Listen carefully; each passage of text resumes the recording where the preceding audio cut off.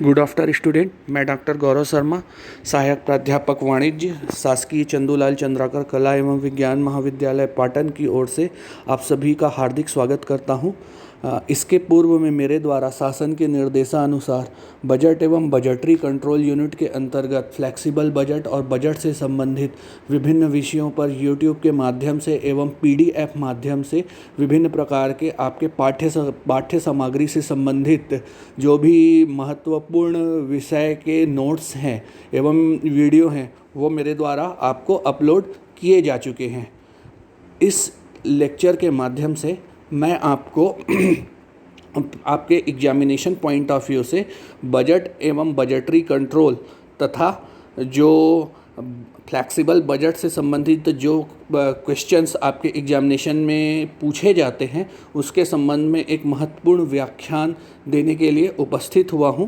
आशा करता हूं कि मेरा यह व्याख्यान आपके लिए सफलता का कारण बनेगा।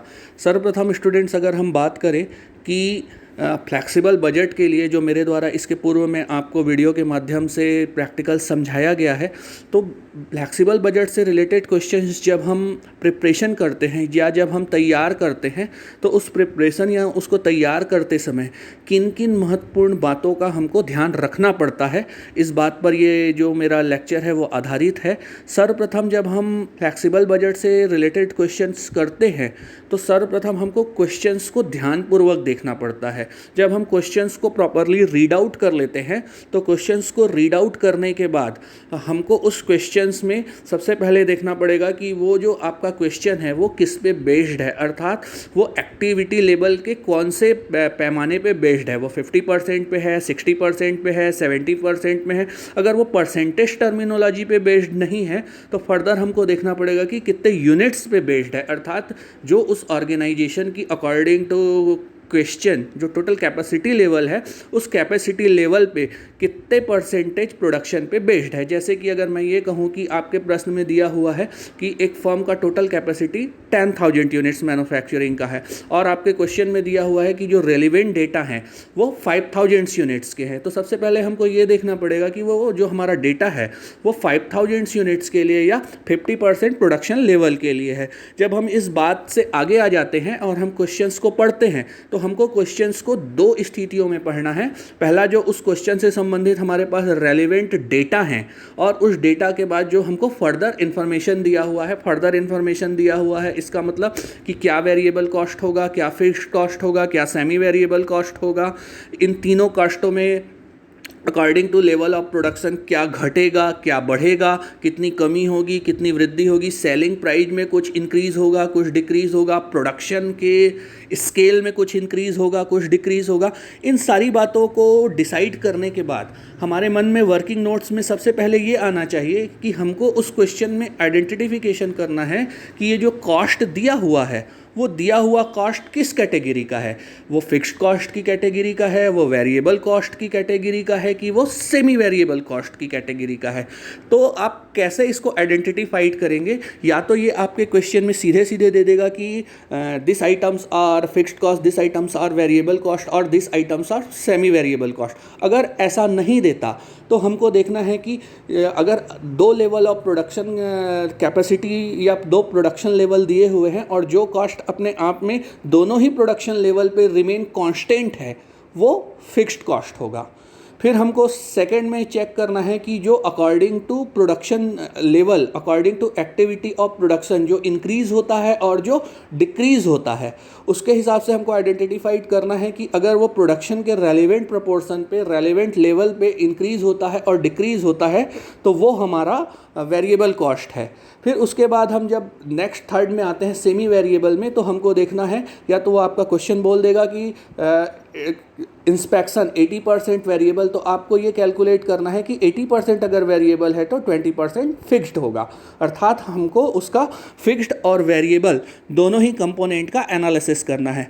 जब हम ये स्टेप अडॉप्ट कर लेते हैं तो हमको जो हमारे पास चीज़ें निकल कर आती हैं, हमारे पास एक क्लासिफिकेशन निकल कर आ जाता है कि such cost is a variable cost, such cost is a fixed cost, then such cost is a semi variable cost. तो जब स्टूडेंट्स हम फिक्स्ड कॉस्ट या सेमी वेरिएबल कॉस्ट की बात करें तो फिक्स्ड कॉस्ट जो प्रोडक्शन का लेवल है, लेवल ऑफ प्रोडक्शन से वो प्रभावित नहीं होता। अर्थात अगर एक फर्म 50,000 यूनिट्स बनाए, 60,000 यूनिट्स बनाए, 20,000 यूनिट बनाए या बिल्कुल भी यूनिट ना बनाए, तो भी fixed cost will remain fixed. अर्थात nature of production to the extend of production fixed cost प्रभावित नहीं होता।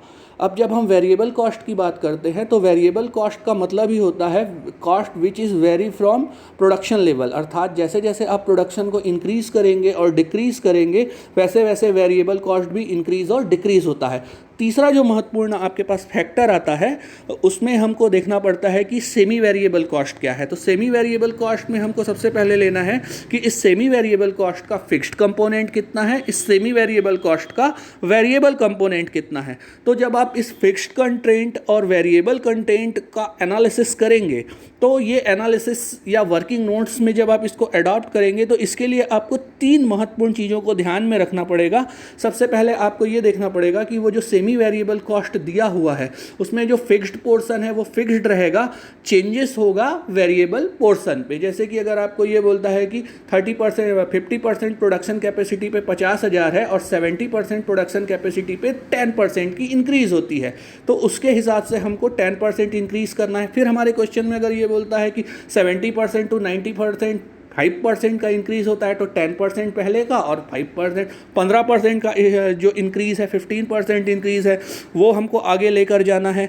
फिर यह आपको क्वेश्चन में स्पष्ट दे देगा कि this is a fixed element, this is a variable element. जैसे कि अगर मैं ये कहूँ कि पावर में आपको दे दिया कि पावर जो है वो 80% वेरिएबल है, तो आपको ये क्वेश्चन से ही पता लगाना पड़ेगा कि अगर 80% पावर वेरिएबल है तो 20% जो पावर का कॉस्ट होगा वो फिक्स्ड होगा। जैसे कि अगर मैं ये कहूँ कि 5,000 यूनिट्स पे 10,000 रुपीज़ अगर दिया हुआ है पावर का कॉस्ट और ये बोलता है कि 80% इज़ वेरिएबल, तो 8,000 rupees is variable, 2,000 rupees is fixed. तो 2,000 रुपीज़ चाहे कोई भी एक्टिविटी लेवल हो, चाहे आप 50% पे काम करें, 80% पे काम करें, 100% पे काम करें, ये लेवल फिक्स्ड ही रहेगा, इस पर कोई भी चेंजेस नहीं होगा। चेंजेस होगा वेरिएबल कंपोनेंट में, मतलब 8,000। अगर मैं ये बोलूँ कि 8,000 rupees is variable cost for the 5,000 rupees, तो ये हमारा बेस हो गया 8,000 डिवाइडेड बाय 5,000।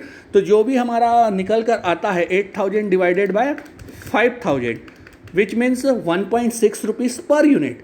जैसे ही हम यूनिट्स को बढ़ाते हैं या घटाते हैं, अगर हम 8,000 यूनिट्स पे जाते हैं तो 1.6 इंटू 8,000, 4,000 यूनिट पे जाते हैं तो 1.6 इंटू 4,000। इस तरह से हम वेरिएबल कॉस्ट का कैलकुलेशन करेंगे और लास्ट में fixed portion plus variable portion जो भी हमारा रेलेवेंट एक्टिविटी लेवल है उसको दोनों का सम जोड़कर हम टोटल सेमी वेरिएबल कॉस्ट निकालेंगे।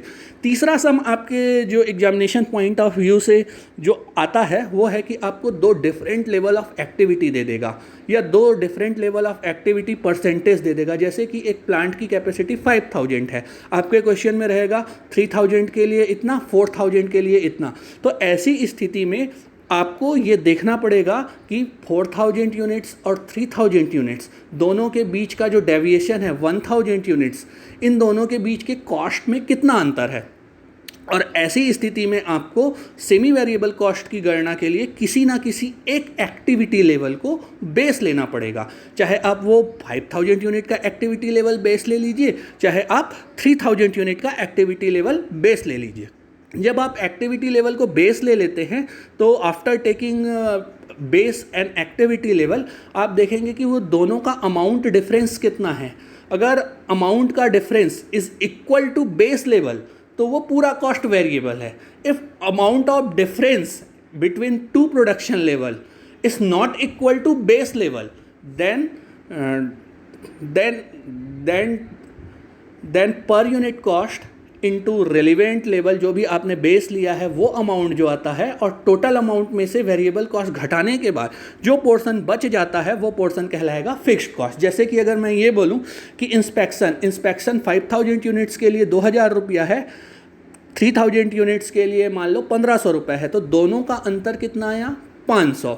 अब हम अगर मान लो 3,000 यूनिट को बेस लेते हैं तो 500 डिवाइडेड बाय 1,500 0.333, तो हम इसको अगर 3,000 से मल्टीप्लाई करें तो ये आता है हमारा 1,000 रुपया। तो हम ये बोलेंगे कि 1,000 रुपये 1,000 रुपीज़ इज़ वेरिएबल कॉस्ट, तो हमारा टोटल बेस कितना था 1,500, तो 1,500 minus 1,000 is equal to 500 is your fixed cost. तो इस तरह से आपको क्वेश्चंस आएंगे, क्वेश्चंस आने के बाद आपको इस तरह से एनालिसिस करना पड़ेगा कि कौन सा पोर्शन फिक्स्ड है, कौन सा पोर्शन वेरिएबल है, जो मैंने ऑलरेडी इस तरीके के क्वेश्चंस आपको बनाकर पीडीएफ फॉर्म में भी प्रस्तुत किया है, यूट्यूब के फॉर्म में भी मैंने इसको प्रस्तुत किया है। इस तरह से आपको सबसे पहले वेरिएबल कॉस्ट का, फिर फिक्स्ड कॉस्ट का, फिर सेमी वेरिएबल कॉस्ट के कंपोनेंट का एनालिसिस करना पड़ेगा। अगर आप ये एनालिसिस कर लेते हैं तो एनालिसिस करने के बाद आपको देखना पड़ेगा कि आपके क्वेश्चंस में further information relevant to your flexible budget, ऐसा कोई रिलेवेंट इन्फॉर्मेशन जो आपके फ्लेक्सिबल बजट को प्रभावित करता है, आपके फ्लेक्सिबल बजट को इम्पैक्ट करता है। अगर ऐसा कुछ है, माइट भी ऐसा हो सकता है कि material cost will be increased by 10%, labour will be increased by 10%, या हो सकता है आपको एडिशनल इन्फॉर्मेशन में दे कि per unit material cost will be 1 rupees, 2 rupees, 3 rupees, या कभी कभी आपको कंफ्यूज करने के लिए दे दे कि 4 kg of material required for 1 rupees, या आपको दे दे कि 4 are is required for production of 1 unit. तो ये जो सारी चीज़ें हैं, इन सारी जो आपके एडिशनल या फर्दर इन्फॉर्मेशन है, इन सारे एडिशनल और फर्दर इन्फॉर्मेशंस जो आपको आपके क्वेश्चंस में दिया हुआ है, उसको आप एनालिसिस करेंगे, उसको आप इनकॉर्पोरेट करेंगे। ये एनालिसिस और इनकॉर्पोरेशन कहीं ना कहीं आपके फ्लेक्सिबल बजट को इफ़ेक्ट करेगा। ये आपके वर्किंग नोट्स का एक पार्ट होगा, ये आपके वर्किंग नोट्स का एक हिस्सा होगा। तो जब हम सारे क्वेश्चंस के डेटा लेकर, क्वेश्चंस के बाद जो हमारे पास फर्दर इन्फॉर्मेशन है, एडिशनल इन्फॉर्मेशन है, इन सारी चीज़ों को इनकॉर्पोरेट कर लेते हैं। इनकॉर्पोरेट करने के बाद जो भी हमारा पहला स्टेज में हमारा रेलिवेंट लेवल ऑफ प्रोडक्शन, फिर हमको फ्लेक्सिबल बजट किस लेवल पे बनाना है, 2 चीज़ें की। फिर हमने आइडेंटिफाइड कर लिया कि क्या वेरिएबल कॉस्ट है, क्या फिक्स्ड कॉस्ट है, क्या सेमी वेरिएबल कॉस्ट है। फिर हम जब इनको आइडेंटिफाइड करने के बाद अकॉर्डिंग टू क्वेश्चन हम अमाउंट कैलकुलेट कर लेते हैं कि वेरिएबल कॉस्ट कितना होगा, फिक्स्ड कॉस्ट कितना होगा, सेमी वेरिएबल कॉस्ट कितना होगा। जब इन सारी चीज़ों को हम कैलकुलेट कर लेते हैं तो कैलकुलेशन के पश्चात सारी चीज़ें जब हमारी कैलकुलेट हो जाती हैं तो कैलकुलेशन के बाद हमको एक फ्लेक्सिबल बजट बनाना होता है। ध्यान रखिएगा स्टूडेंट, सबसे पहले अगर आप कोई भी फ्लेक्सिबल बजट बनाएं तो फ्लेक्सिबल बजट के टॉप पे आप हेडिंग जरूर दीजिए, फ्लेक्सिबल बजट ऑफ जो भी अगर उस इंस्टीट्यूशन का, उस ऑर्गेनाइजेशन का नाम है वो दीजिए। अगर पीरियड दिया हुआ है तो पीरियड के लिए दीजिए, या फिर आप स्पष्ट बताइए at activity level of such and such percentage और production level of such and such units. ये आप स्पष्ट रूप से सबसे पहले हेडिंग दीजिए फ्लेक्सिबल बजट बनाने से पहले। फिर सेकंड में जब आप फ्लेक्सिबल बजट बनाएंगे तो उसको आप डिफरेंट कॉलम में डिवाइड करेंगे। कैसे डिफरेंट कॉलम में डिवाइड करेंगे? तो पहला कॉलम हो जाएगा पर्टिकुलर्स का। पर्टिकुलर्स का कॉलम मतलब वो आपके कॉस्ट को बताता है कि कौन सा पर्टिकुलर कॉस्ट उस पर आएगा।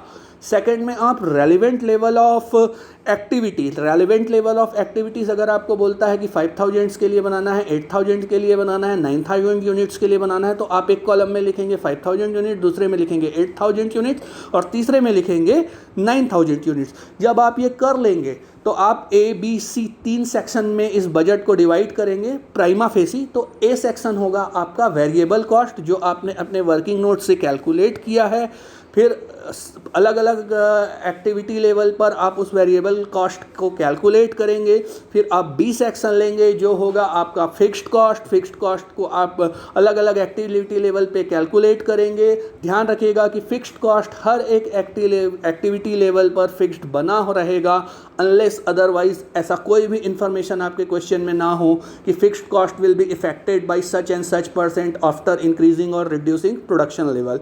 फिर आप फिक्स्ड कॉस्ट को जैसे ही कैलकुलेट कर लेंगे उसके बाद बारी आएगी सेमी वेरिएबल कॉस्ट की। तो ध्यान रखिएगा स्टूडेंट, सेमी वेरिएबल कॉस्ट के 2 कंपोनेंट होते हैं, या तो आप वर्किंग नोट में फिक्स्ड और वेरिएबल का कंपोनेंट करके दिखाइए, या फिर आप अपने फ्लेक्सिबल बजट में लिखिए fixed and variable. Suppose inspection expenses, तो आप इंस्पेक्शन एक्सपेंसेस को वर्किंग नोट में ही दिखा दीजिए कि फिक्स्ड प्लस वेरिएबल, या फिर आप दिखाइए कि आप अपने बजट में कि fixed portion and variable portion. तो A variable cost, B fixed cost, C semi variable cost. जब आप तीनों एलिमेंट का अलग अलग प्रोडक्शन लेवल पे कैलकुलेशन करेंगे, जो टोटल आएगा वो टोटल आपका कहलाएगा टोटल कॉस्ट। अब टोटल कॉस्ट से हम बात करते हैं कि कहीं कहीं पे प्रश्न में ये आपको बोलता है क्वेश्चन में, you have to find out only total cost. तो अगर आपको बोलता है कि टोटल कॉस्ट ही कैलकुलेट करना है तो आपका काम वहाँ पे ख़त्म हो गया। फिर आप क्वेश्चन को आगे देखें कि आपको क्या टोटल कॉस्ट से आगे लेकर जा रहा है क्वेश्चन। अगर आगे लेकर क्वेश्चन जाता है और आपको ये बोलता है कि आप पर यूनिट कॉस्ट निकालिए, तो आपने जो भी टोटल कॉस्ट कैलकुलेट किया है उस टोटल कॉस्ट को आप रेलिवेंट लेवल ऑफ एक्टिविटीज़, जो भी आपका एक्टिविटी लेवल है, जो भी आपका प्रोडक्शन लेवल है, अगर उस प्रोडक्शन लेवल को डिवाइड कर देते हैं तो जो निकल कर आएगा वो पर यूनिट कहलाएगा। जैसे कि अगर मैं ये बोलूँ कि आप मान लो 10,000 यूनिट्स का प्रोडक्शन कर रहे हैं, आपका टोटल कॉस्ट आता है 1,00,000 रुपीज़, 1,00,000 डिवाइडेड बाय 10,000 यूनिट्स, तो 10 रुपये जो आएगा वो आपका कहलाएगा पर यूनिट कॉस्ट। फिर आगे आप आइए कि कभी कभी ऐसा हो सकता है कि आपको आपके क्वेश्चंस में सेल्स से रिलेटेड इन्फॉर्मेशन हो।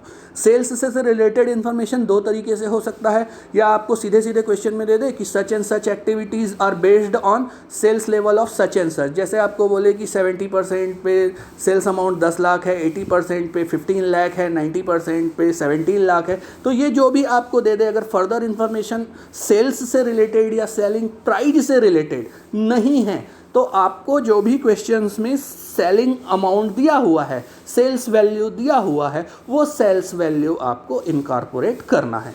दूसरी स्थिति ये हो सकती है कि आपको सेलिंग प्राइस यूनिट्स में एक्सप्रेस करे और पर यूनिट सेल प्राइस दे दे, तो number of units sold into selling price per unit, तो ये आपका निकल कर आ जाएगा टोटल सेलिंग प्राइस।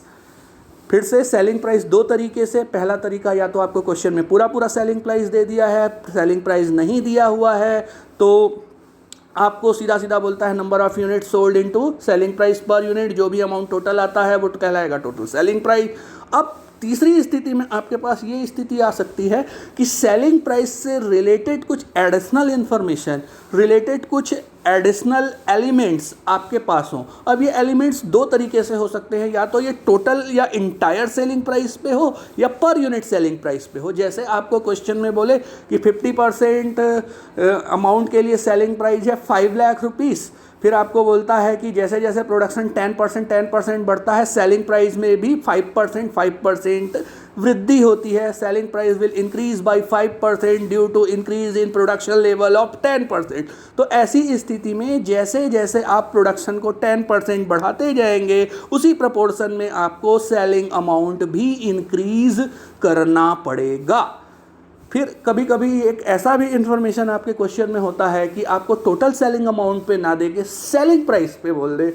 जैसे आप बोले कि 60% लेवल तक के सेलिंग प्राइस कांस्टेंट होता है, 60 से 90% में उस पर 10% की वृद्धि होती है, और 90% के बाद हर एक 2% पे 0.5 पैसे की वृद्धि होती है। तो ऐसी स्थिति में आपको एक अलग से वर्किंग नोट्स के फॉर्म में सेलिंग प्राइस कैलकुलेट करना पड़ेगा। वो सेलिंग प्राइस होगा पहले बेस का सेलिंग प्राइस, फिर जो पहले वाले एक्टिविटीज़ लेवल के लिए, दूसरे वाले एक्टिविटी लेवल के लिए जो भी आपका रेलिवेंट लेवल ऑफ प्रोडक्शन है, उस प्रोडक्शन लेवल पे आप इंक्रीज़ कर देंगे इन द सेंस जैसे जैसे आपको बोलता है कि मान लो आप 50% से 80% प्रोडक्शन कैपेसिटी पे सेलिंग प्राइस 10% बढ़ता है तो आप 10% बढ़ा देंगे। फिर आपको अगर मान लो बोलता है कि 80% से 100% के बीच हर एक प्रोडक्शन लेवल पे सेलिंग प्राइस 5% पे बढ़ता है, तो आप उस स्थिति में 80 to 85 5%, फिर 85 to 95%, फिर 95 to 105%, इस तरह से आपको एक इंटायरली कैलकुलेशन करना पड़ेगा। कैलकुलेशन के बाद जब आप सेलिंग अमाउंट निकाल लेंगे तो आगे आपको क्वेश्चन में कभी कभी ये कहता है कि आप पर यूनिट प्रॉफिट का कैलकुलेशन कीजिए। तो पर यूनिट प्रॉफिट का कैलकुलेशन करने के लिए अगर आपने अपने पॉइंट डी में जो भी ये जो आपका प्रॉफिट है वो दोनों तरीके से हो सकता है। पहला एब्सोल्यूट अमाउंट में हो सकता है प्रॉफिट, हो सकता है पर यूनिट में प्रॉफिट हो। तो पर यूनिट की पहले हम बात करते हैं। तो पर यूनिट प्रॉफिट आप कैसे निकालेंगे या पर यूनिट लॉस आप कैसे निकालेंगे? तो प्रॉफिट का मतलब क्या हुआ? If selling price is more than cost, then difference between selling price and cost price will be treated as profit. दूसरी स्थिति में if cost is more than selling price, then difference between cost and selling price will be treated as loss. अब ये आपको absolute amount में भी हो सकता है, ये आपको पर यूनिट में भी हो सकता है। तो पर यूनिट की स्थिति में selling price minus total cost, difference either profit और लॉस या अमाउंट में दिया हुआ है तो absolute amount of the selling price minus absolute amount of the total cost, difference अगर प्लस में है तो प्रॉफिट, वाइज वर्ड्स है तो अर्थात अपोजिट डायरेक्शन में है तो अपोजिट डायरेक्शन में ये लॉस होगा। इस तरह से आपको सारी गतिविधियों को ध्यान में रखते हुए, सारी बातों को ध्यान में रखते हुए, सारे फैक्टर्स को कंसीडर करते हुए आपको तैयार करना है आपका फ्लैक्सिबल बजट। उम्मीद करता हूं कि मेरा ये लेक्चर आपके लिए बहुमूल्य साबित होगा। Thank you.